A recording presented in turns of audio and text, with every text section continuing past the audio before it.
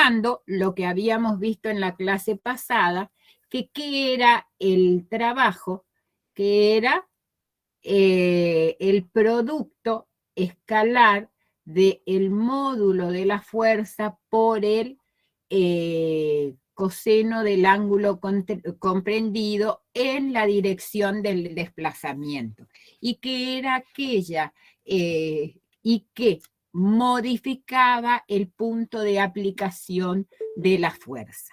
Después lo que habíamos visto eran las distintas unidades de trabajo, como ser el Joule,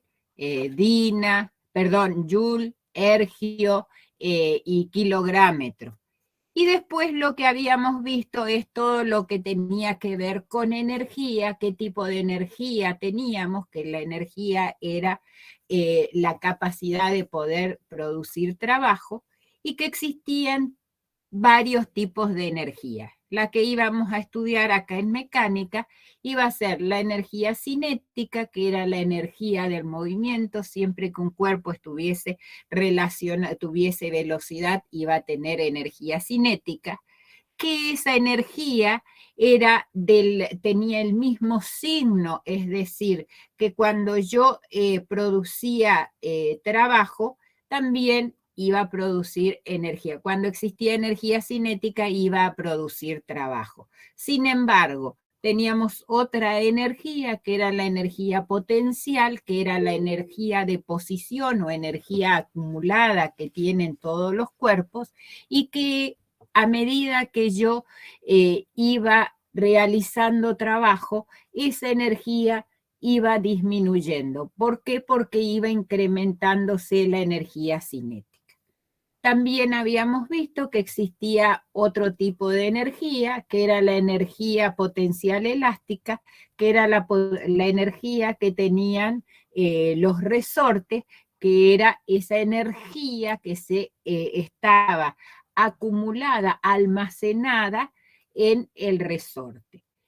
También vimos que la energía mecánica total era igual a la suma de la energía cinética más la energía potencial. En el día de hoy lo que vamos a hacer es ver cómo qué pasa con esa energía en cada uno de los tipos de fuerza. También habíamos visto los tipos de fuerza conservativa y no conservativa. Las fuerzas conservativas, recuerden que tienen la propiedad fundamental de poder restituir el trabajo que se realiza. Y por excelencia tenemos dos tipos de fuerzas conservativas, que son la fuerza gravitatoria, la fuerza peso, y la fuerza elástica o fuerza restauradora. Y fuerzas que no son conservativas, por excelencia, es la fuerza de rozamiento.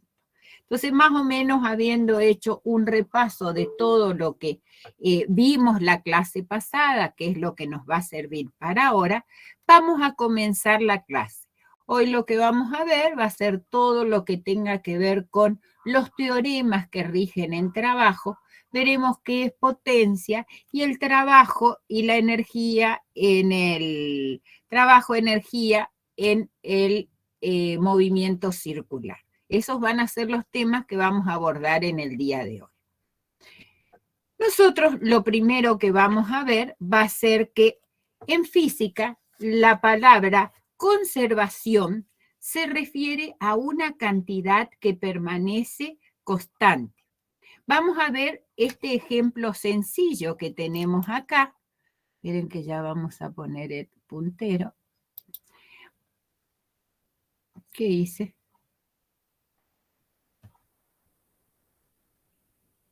¿Se me ve?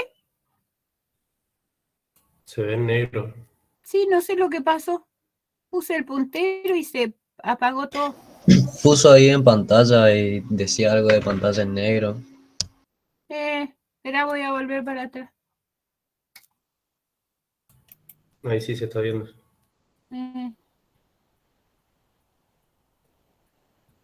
¿Habré puesto mal el dedo? Bueno, ahí. ¿Ahora se ve el puntero o no?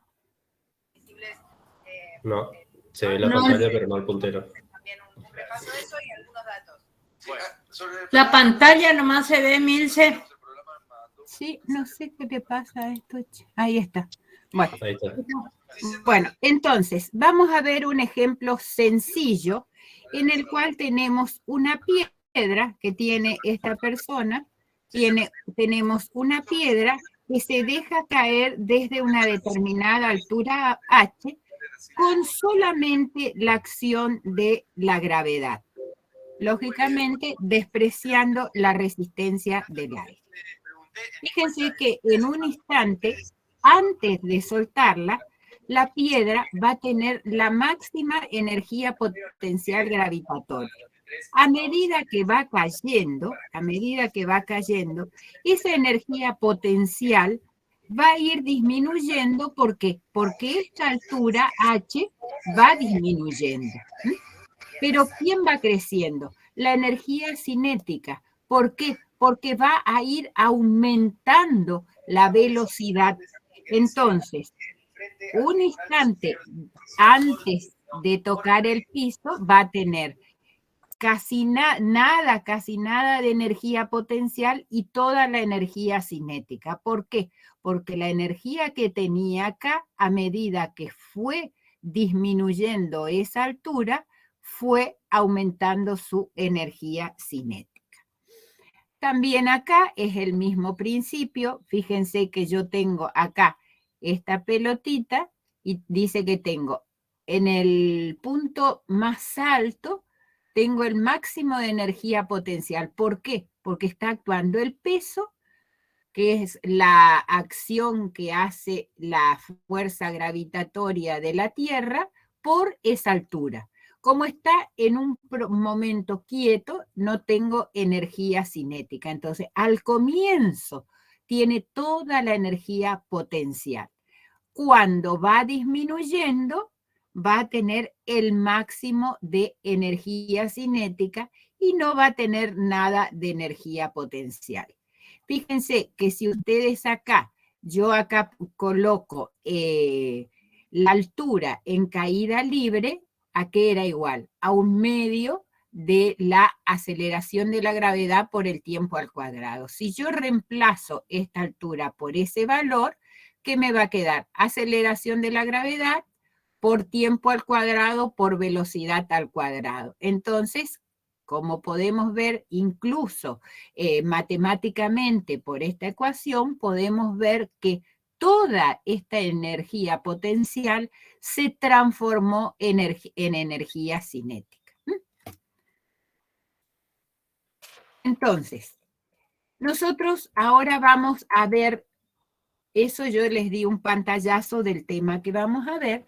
Ahora vamos a ver el principio de conservación de la energía mecánica para cuando actúa una fuerza conservativa.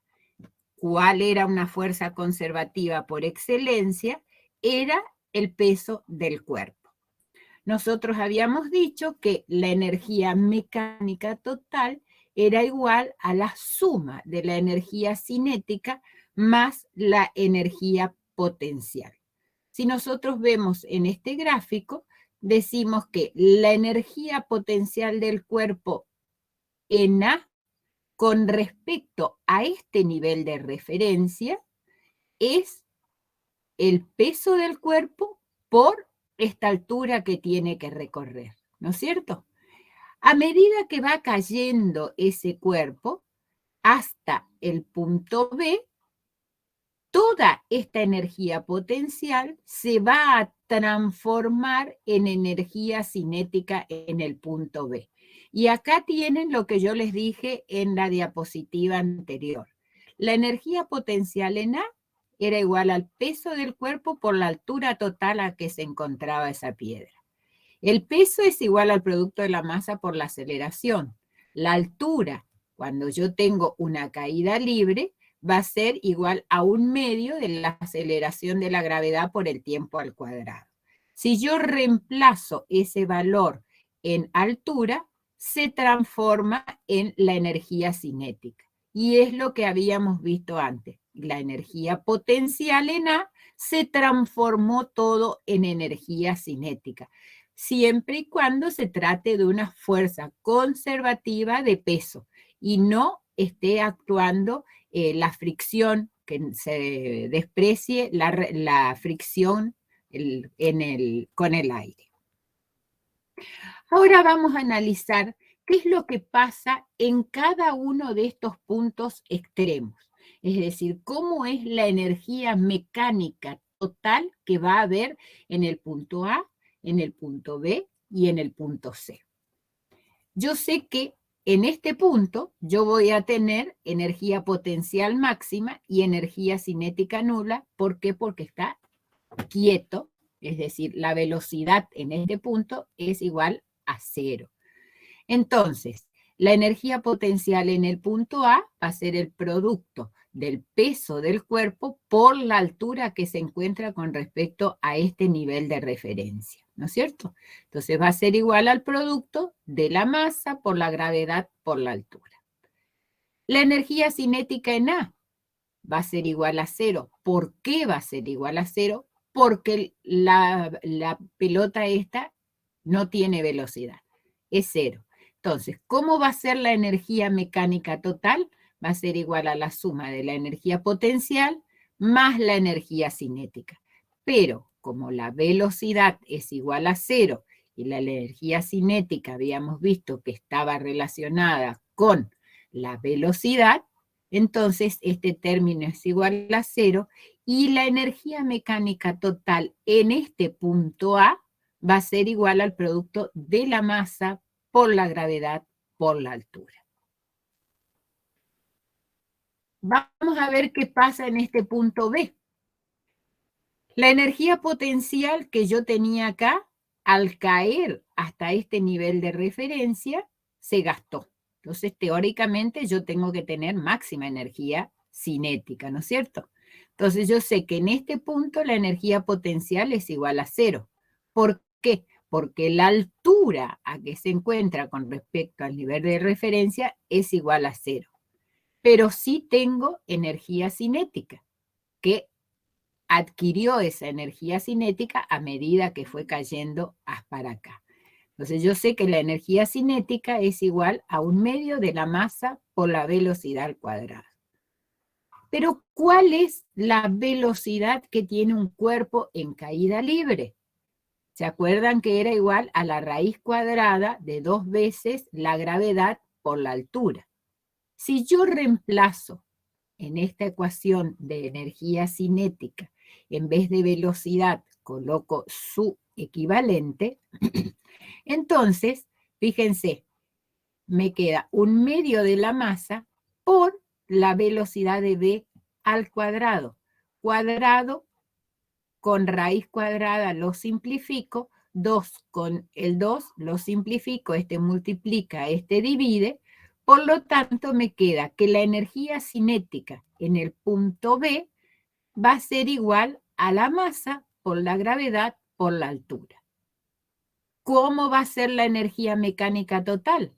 Va a ser 0 porque la energía potencial acá es 0 porque la altura es 0, pero va a ser igual a la energía cinética que yo encontré acá. Es decir, que la energía mecánica en el punto B va a ser igual a la masa por la gravedad por la altura. Y veremos qué pasa en el punto C. En el punto C, fíjense que yo acá ya tengo energía cinética que va a ser distinta de 0 y energía potencial que va a ser distinta de 0. Pero ¿y cómo yo voy a decir que esa energía es igual a la masa por la gravedad por la altura? Fíjense, la energía potencial en el punto C, ¿a qué va a ser igual? A la masa del cuerpo por la gravedad por la altura que le falta recorrer, que va a ser h², porque es lo que le falta recorrer, esa energía potencial tiene almacenada para que se llegue a esta posición. La energía cinética en el punto C, ¿a qué va a ser igual? A 1/2 de la masa por la velocidad en C. Este es el tramo que le falta recorrer, ¿no es cierto? Pero este es el que recorrió, que este va a tener la velocidad debido a este pedacito que recorrió. Entonces voy a decir que la energía cinética en C va a ser igual a 1/2 de la masa por la velocidad en C. Entonces, ¿qué va a ser? 2 por G por H1. Entonces, nuevamente, este valor, el cuadrado de este valor con la raíz esta desaparece y me queda igual a ¿qué? A la masa por la gravedad por H1. Entonces, si yo quiero saber cuál es la energía mecánica en este punto C, yo sé que va a ser igual a la masa por la gravedad por H2, que es la energía potencial en C, más la energía cinética en B, que va a ser, en C, perdón, va a ser masa por gravedad por altura sub 1. Entonces, si yo saco como factor común la masa por la gravedad, sumo H1 más H2 es igual a H, fíjense que entonces obtengo la masa por la gravedad por la altura. ¿Qué quiere decir esto? Que en cualquier punto de la trayectoria vertical de una fuerza conservativa, esta energía mecánica es constante y es igual al producto de la masa por la gravedad, que es el peso, por la altura con respecto a este nivel de referencia. Ese valor es constante. ¿Alguna duda con respecto a esto?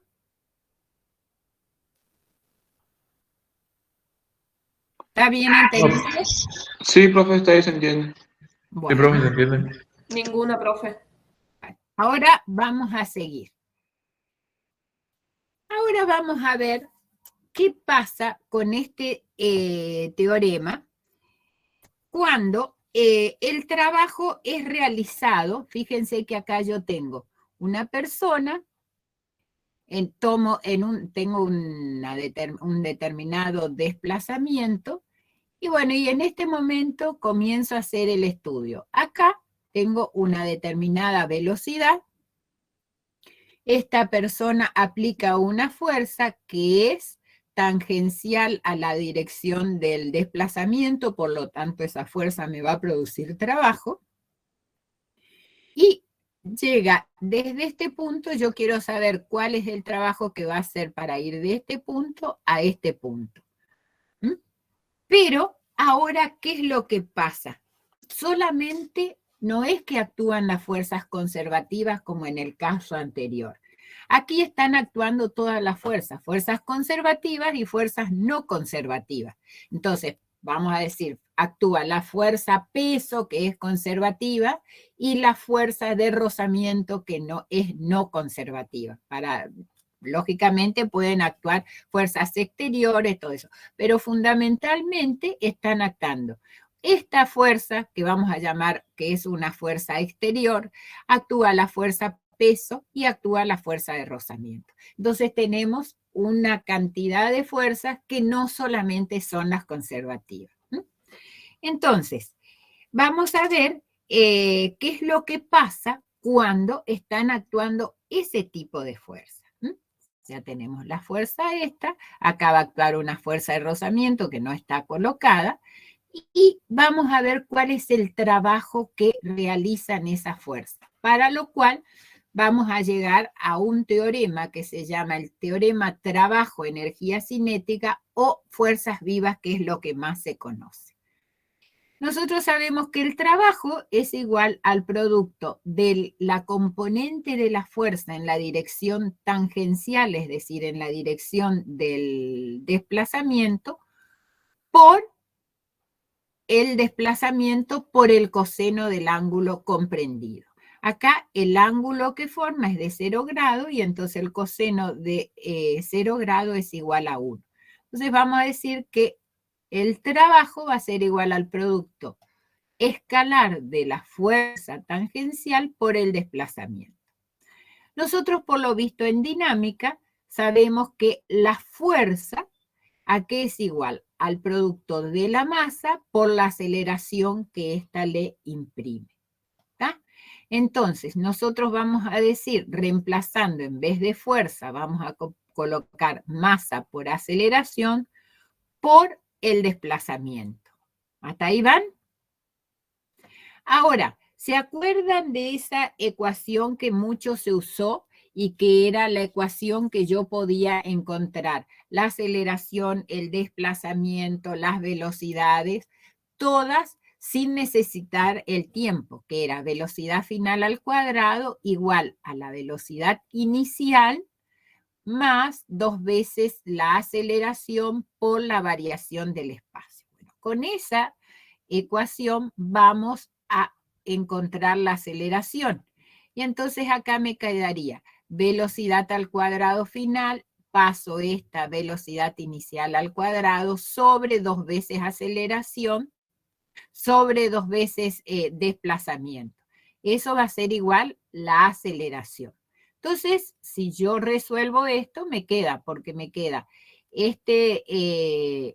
esta aceleración que yo tengo acá, me va a quedar, voy a simplificarla con la aceleración de acá y me queda masa por la aceleración, que va a quedar así, sobre 2 va a ser igual a esto. Entonces, ¿qué es lo que hago yo ahora? Fíjense que puedo descomponer esto en 2 valores de energía. Voy a tener un medio de la masa por la velocidad final al cuadrado, menos un medio de la masa por la velocidad inicial al cuadrado. ¿Qué quiere decir? Esto es energía cinética final y esto es energía cinética inicial. Entonces, ¿qué es lo que significa? Que el trabajo de todas las fuerzas exteriores es igual a la variación de la energía cinética. ¿Entendieron? Sí, profe, se entendió. Es bien, muy sencillito la forma en que ustedes pueden llegar. Ustedes lo tienen en teoría, lo tienen un poquito más complicado, pero lo importante es que ustedes sepan cuál es el enunciado. Ahí ustedes les colocan una serie de, es una trayectoria curvilínea, y entonces van hablando sobre los puntos, las coordenadas con respecto al vector posición, y después van hablando las componentes del desplazamiento, se hacen unas matrices, pero eso es muy largo el desenvolvimiento. Entonces, de esta manera es la forma en que nosotros creemos que es más sencillo para que ustedes puedan entenderlo. En aquel caso habíamos visto cuando es una trayectoria recta, pero si yo ahora considero una partícula de masa, este tiene una determinada masa, que está sometido a la acción de una fuerza. ¿Qué fuerza? Va a ser una fuerza tangencial. Esta fuerza se encuentra es la que está produciendo este desplazamiento, está en el centro de la trayectoria, y acá está afectada esta partícula, este cuerpo está afectado por fuerzas conservativas y fuerzas no conservativas.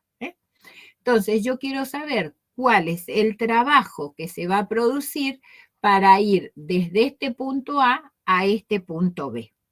¿Está? O sea que es lo mismo, pero acá considerando, recuerden que cuando yo tengo una trayectoria curvilínea, las fuerzas se descomponen y esas fuerzas cada una va a tener su misión, es decir, esta va a ser la velocidad, va a ser la que va a ser siempre tangente, y la componente normal va a ser la que haga que esa velocidad se mantenga tangente a la trayectoria. Entonces, ¿qué es lo que vamos a hacer? Nosotros sabemos que esta fuercita tangencial es igual al producto de la masa por la aceleración tangencial.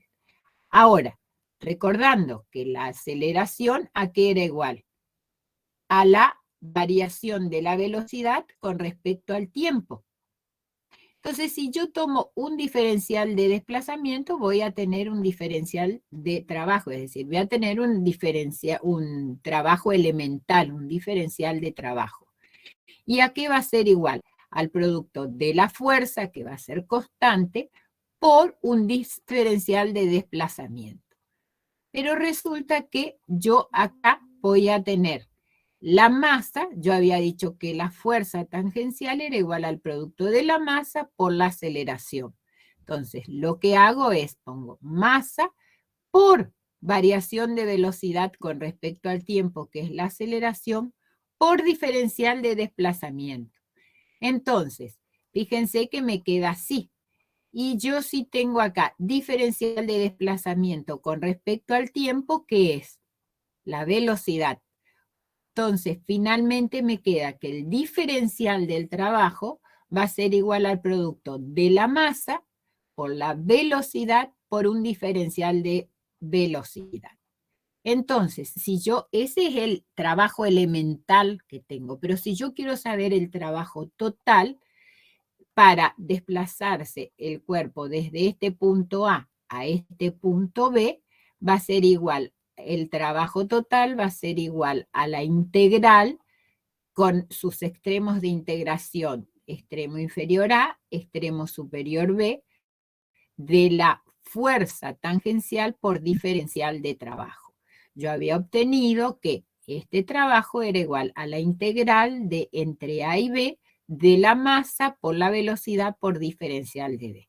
Es decir, que yo, como la masa es constante, me va a quedar que esto va a ser igual a 1/2 de la masa por la velocidad al cuadrado.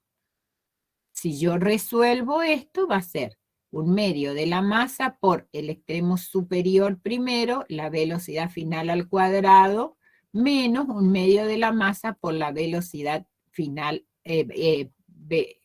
final menos inicial al cuadrado. ¿Está? Entonces, fíjense que de la misma manera, acá yo tengo que el trabajo es igual a la variación de la energía cinética. Es decir, cinética en B menos cinética en A.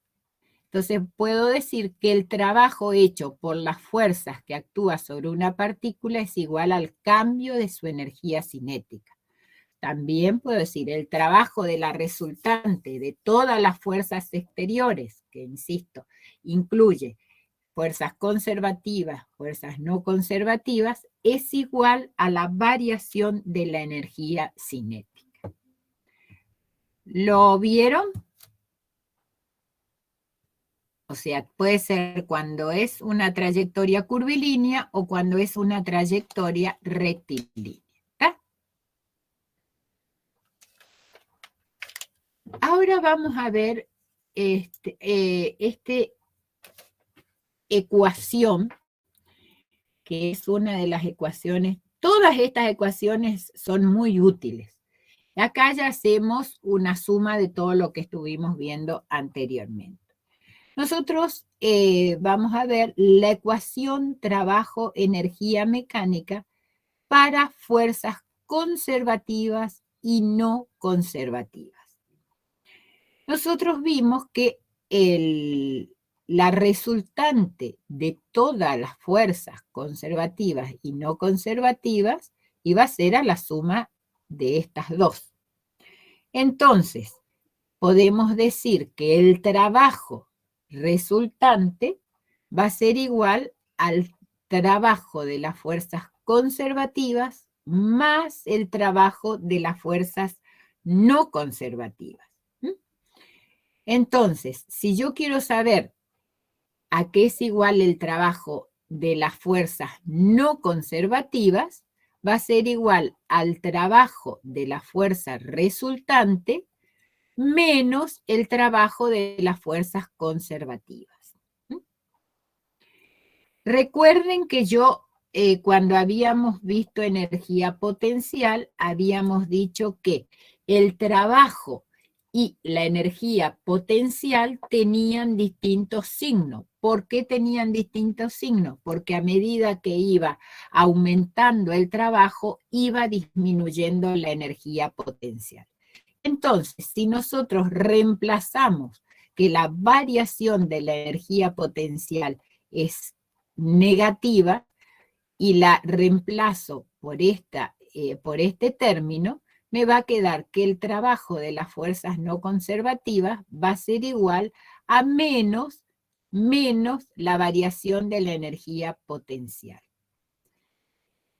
Entonces me queda que el trabajo va a ser igual al trabajo de la resultante más la energía, la variación de la energía potencial.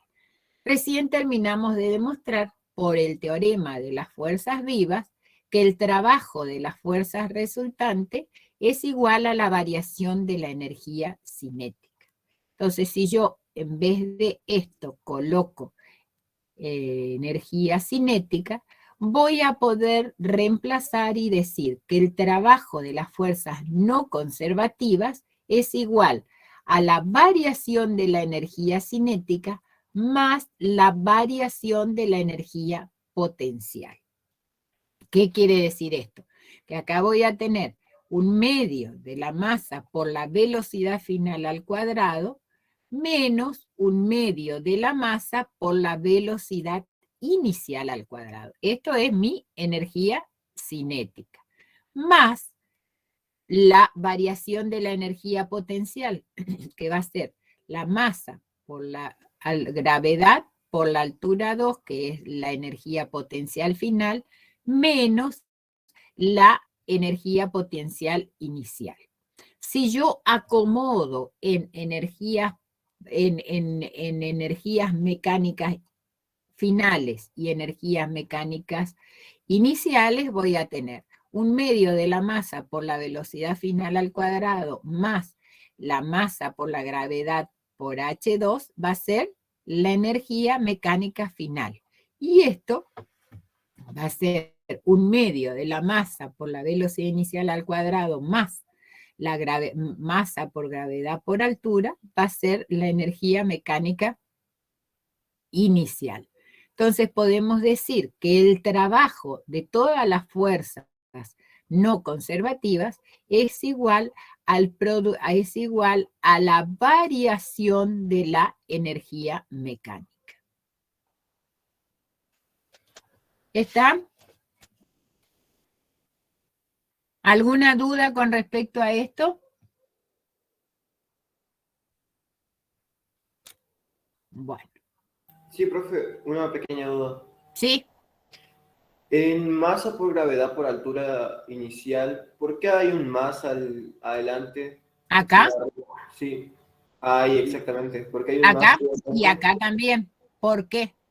La energía mecánica, ¿a qué es igual? A la energía cinética más la energía potencial. Claro. Acá tenés energía mecánica final y acá tenés energía mecánica inicial. Entonces, claro. si yo hago la diferencia entre estas dos, tengo la variación de la energía. ¿Está? Perfecto, profe, gracias. Bueno. ¿Alguna otra duda? Seguimos entonces. Entonces, y el trabajo de las fuerzas no conservativas, que entran las fuerzas exteriores, la fuerza de rozamiento, todas estas, el trabajo de las fuerzas no conservativas es igual a 0, entonces la energía mecánica final menos la energía mecánica inicial, es decir, la variación de la energía es igual a 0. ¿Qué significa esto?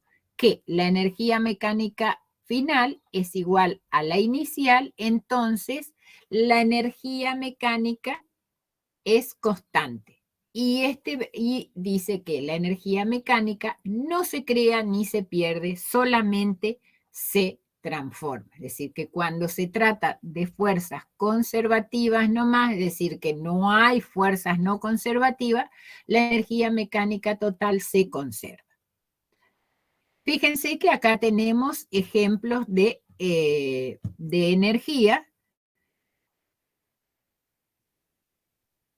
Acá tenemos energía. Fíjense, esta pelotita tiene acá en esta altura, tenemos la máxima energía potencial y no tiene nada de energía cinética. Entonces, a medida que va disminuyendo su altura y tomando velocidad, llega a este punto. Acá yo tengo la máxima, perdón, acá tengo energía cinética y energía potencial. Y llega a este punto y voy a tener menos energía potencial y más energía cinética. Si esto sigue, entonces a lo mejor ahí va a comenzar a disminuir su energía cinética y va a aumentar su energía potencial. En este caso también, fíjense que acá está en el máximo lugar. Llega, empieza a desplazarse, esta energía potencial va disminuyendo, sigue, acá tiene un máximo de energía cinética, esta energía cinética le sirve para llegar acá, acá se anula la energía cinética y tiene toda la potencial. Y permanentemente va haciendo este recorrido. Y es un intercambio de energía cinética, energía potencial, energía cinética, energía potencial. ¿Está? Y acá tienen un resumencito de todo lo que dijimos en la ecuación trabajo-energía, que el trabajo total es igual a la suma del trabajo de las fuerzas conservativas y las no conservativas. Según el teorema de las fuerzas vivas, es otra forma de dar lo mismo que dijimos con el desarrollo que hicimos, lo tienen acá. El principio de conservación de la energía mecánica.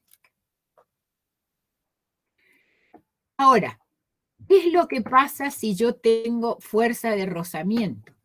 La fuerza de rozamiento es una fuerza externa y que siempre va a realizar un trabajo negativo. ¿Por qué? Porque se opone al movimiento. ¿Se acuerdan que cuando vimos la parte de trabajo, decíamos cuando un trabajo era positivo, cuando era negativo y cuando era nulo, de que la fuerza de rozamiento era una fuerza por excelencia negativa? ¿Por qué? Porque se oponía siempre al desplazamiento. Y entonces esa fuerza generaba trabajo negativo. ¿Por qué? Porque disminuía el trabajo que estaba haciendo la fuerza motriz que estaba trabajando. Pero ¿qué es lo que pasa? Esa fuerza de rozamiento, como ustedes vieron cuando vieron toda dinámica, es la que se va a oponer al movimiento y va a existir siempre y cuando yo tenga movimiento. Entonces yo puedo decir que el trabajo de las fuerzas no conservativas, por esto, va a ser igual al trabajo de las fuerzas conservativas menos el trabajo de la fuerza de rozamiento, que va a restar trabajo, ¿no es cierto? Va a ser igual a la variación de la energía cinética más la potencial. Pero ¿qué pasa? Las fuerzas de rozamiento son fuerzas que van a ser disipativas. ¿Qué quiere decir eso? Van a hacer que se pierda energía. Entonces, cuando yo haga la sumatoria de esto, entonces esa fuerza va a ser la que me va a, el trabajo que está realizando se va a disminuir por la fuerza de rozamiento. Si no existe rozamiento, que hay una superficie lisa donde no se considera rozamiento, o con respecto al aire no se considera la resistencia del aire, entonces se dice que se aprovecha todo el trabajo de las fuerzas conservativas totalmente cuando no hay rozamiento. ¿Está? Ahora, vamos a ver un poquito qué es lo que pasa con el péndulo. ¿Se acuerdan que ustedes vieron un poquito el péndulo simple? Y decíamos que se llama péndulo a todo cuerpo que puede oscilar alrededor de un punto fijo. El punto fijo sería este. Y vamos a ver qué es lo que pasa con la energía mecánica total. Nosotros tenemos un sistema que es aislado. ¿Qué quiere decir un sistema aislado? Que no hay fuerzas exteriores que hagan, que cambie esa energía mecánica. Solamente actúan fuerzas que están dentro del sistema. Acá, si yo tengo una masa, las únicas fuerzas que van a estar actuando va a ser la fuerza peso, que siempre va a estar en sentido hacia la vertical, y la fuerza, esta va a ser la que va a desplazar, y después voy a tener una fuerza normal, que va a ser la que va a equiparar la dirección. Entonces voy a tener una fuerza así y una fuerza normal. Entonces, esta fuerza que va a ser el peso del cuerpo por el seno del ángulo, entonces esta va a ser la que me va a desplazar. Pero ¿qué va a pasar? Esta es la posición de equilibrio del péndulo, es decir, cuando está suspendido de este punto y cae tiene esta posición. Yo lo saco de esa posición y lo llevo a esta posición. Entonces, ¿ahí qué voy a tener? En esta posición voy a tener energía potencial máxima porque está con respecto a un nivel de referencia, está con respecto a una altura. Como se encuentra sin movimiento, la energía cinética va a ser cero. ¿Por qué? Porque la velocidad es igual a cero. Una vez que lo largo, entonces, ¿qué va a hacer? Va a hacer este movimiento. Entonces, se va a ir gastando esa energía potencial almacenada, se va a ir gastando, va a pasar por esta posición, que es la posición de equilibrio, donde la velocidad cinética va a ser máxima, y va a comenzar a subir nuevamente hasta acá. Acá va a tener cinética, en un instante esa cinética va a ser cero, pero va a tener la potencial, y va a volver a pasar otra vez hasta acá. Entonces, ¿qué es lo que nosotros podemos sacar en claro? ¿Cómo va a ser la energía mecánica en el péndulo? La energía mecánica en el péndulo va a tener en sus puntos extremos máxima energía potencial, y en sus puntos en la posición de equilibrio va a tener energía cinética máxima. Y en los tramos, en cualquier otro punto, va a existir energía cinética más energía potencial. De acuerdo a qué lugar, a qué posición está, va a ser el valor de la energía mecánica total. Bueno. ¿Qué llamamos potencia mecánica? A la potencia mecánica vamos a llamarla, y la vamos a identificar con la letra P, al trabajo mecánico realizado en la unidad de tiempo. Es decir, nosotros tenemos el trabajo, y si nosotros lo relacionamos con el tiempo, entonces vamos a tener la magnitud física llamada potencia mecánica. Y vamos a decir que se define como la rapidez con que se realiza trabajo. ¿Cuáles van a ser las unidades? Ahora ya vamos a ver todo lo que tenga que ver con unidades. Se mide en watt o vatios, y existe una potencia mecánica de 1 watt cuando se realiza un trabajo con 1 joule por segundo. Entonces, ¿cuál va a ser la potencia media? La potencia media va a ser la variación del trabajo en la unidad de tiempo. Y la instantánea va a ser la derivada del trabajo en la unidad de tiempo. Es decir, que esta no tenemos. También, volvemos a repetir, es la rapidez con que se realiza un trabajo, y es una magnitud escalar. Equivale al cambio de energía en un sistema o al tiempo empleado en realizar un trabajo.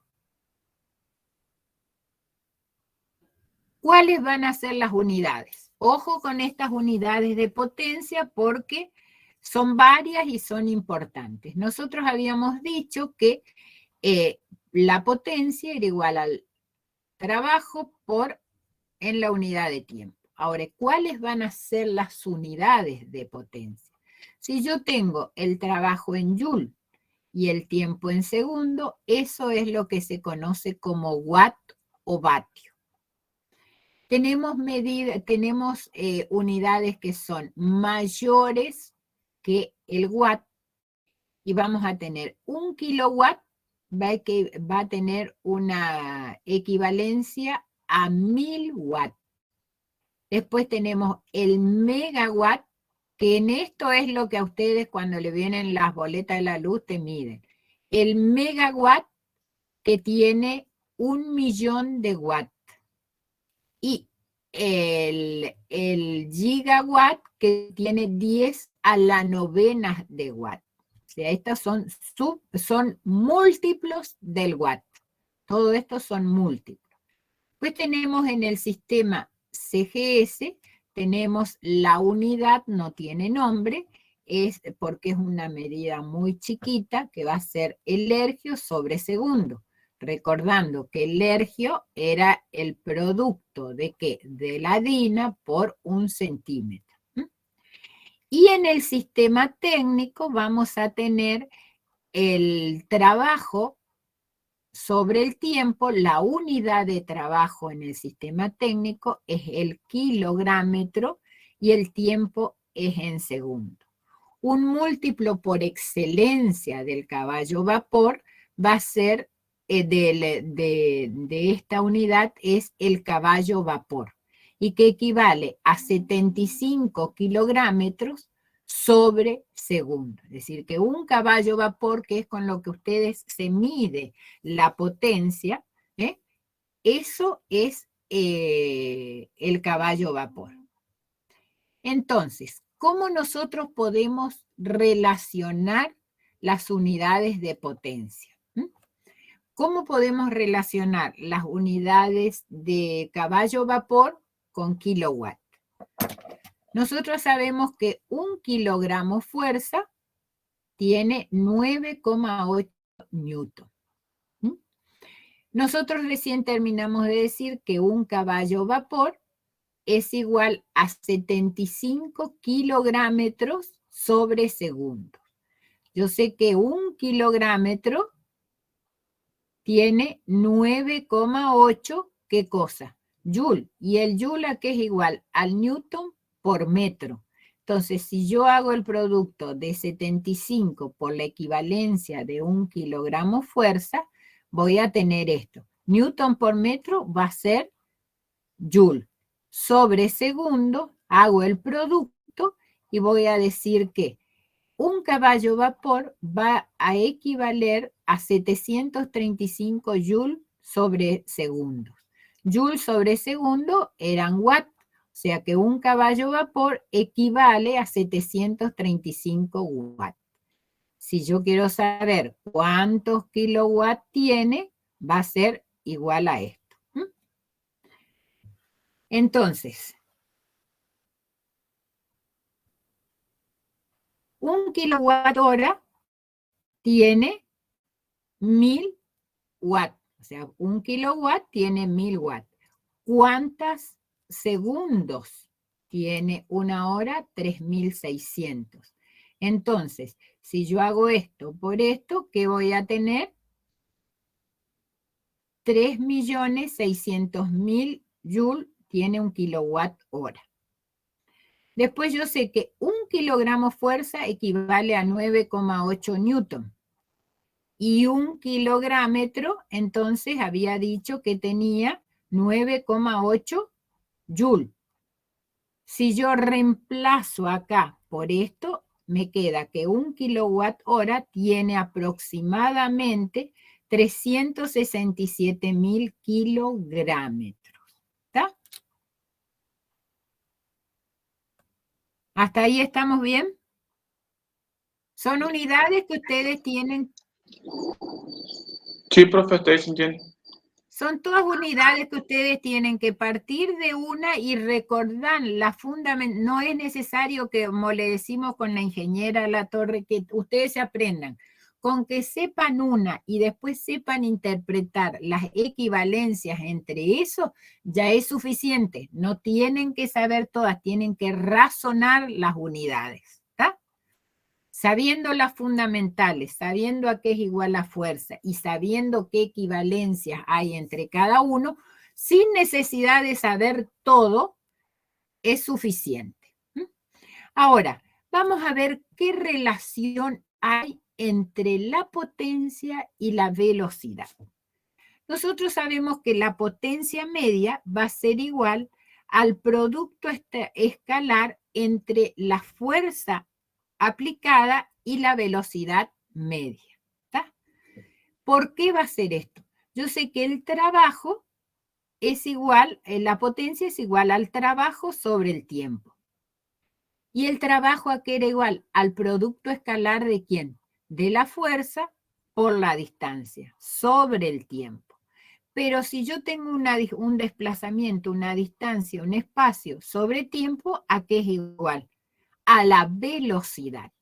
Y esto tiene mucho que ver, si yo, por ejemplo, tuviese una trayectoria curva, ¿cuál sería la fuerza que yo estaría utilizando? Sería la fuerza tangencial, ¿no es cierto? Que es la fuerza que me genera el trabajo.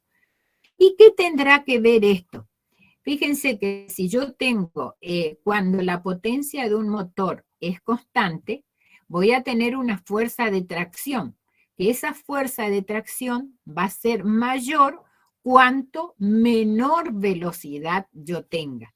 Por ejemplo, si ustedes están en esos caminos que están en mal estado, nosotros, ¿qué tenemos que hacer? Tenemos que ir a velocidades menores. ¿Por qué? Porque eso me da mayor potencia. Entonces, cuanto mayor fuerza de tracción tengo, entonces va a ser menor la velocidad. ¿Estamos de acuerdo? O sea, ese es el sentido de esta ecuación. Acá tenemos lo mismo, la misma ecuación, lo que habíamos visto antes. Y ahora vamos a ver qué relación existe entre la potencia y la energía cinética. ¿Qué relación existirá? Nosotros sabemos por el principio de masas, segundo principio de Newton, que la fuerza es igual al producto de la masa por la aceleración. Pero como venimos viendo en todos los casos anteriores, cuando yo tengo aceleración, yo puedo desdoblarla en lo que es la aceleración. Es la derivada de la velocidad con respecto al tiempo. Si yo este término, fuerza por masa por derivada de velocidad con respecto al tiempo, lo multiplico ambos términos por la velocidad, fíjense que voy a tener, y derivo este segundo término y mantengo constante la velocidad, voy a obtener que la potencia, recuerden que potencia era igual al producto de la masa por la velocidad. Derivando todo esto, voy a obtener que la potencia va a ser igual a la variación de la energía cinética con respecto al tiempo. Entonces, la potencia de la fuerza resultante aplicada a un cuerpo es igual a la variación de la energía cinética con respecto al tiempo.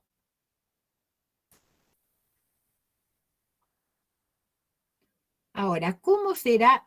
¿Se acuerdan que nosotros vimos el trabajo? Siempre estuvimos viendo trabajo, ¿dónde? Vimos trabajo cuando las trayectorias son rectilíneas. Pero ¿qué Disculpe, pasa? profe, ¿Sí? ¿puede volver a la diapositiva anterior para sacarle captura? ¿Sí? ¿Está?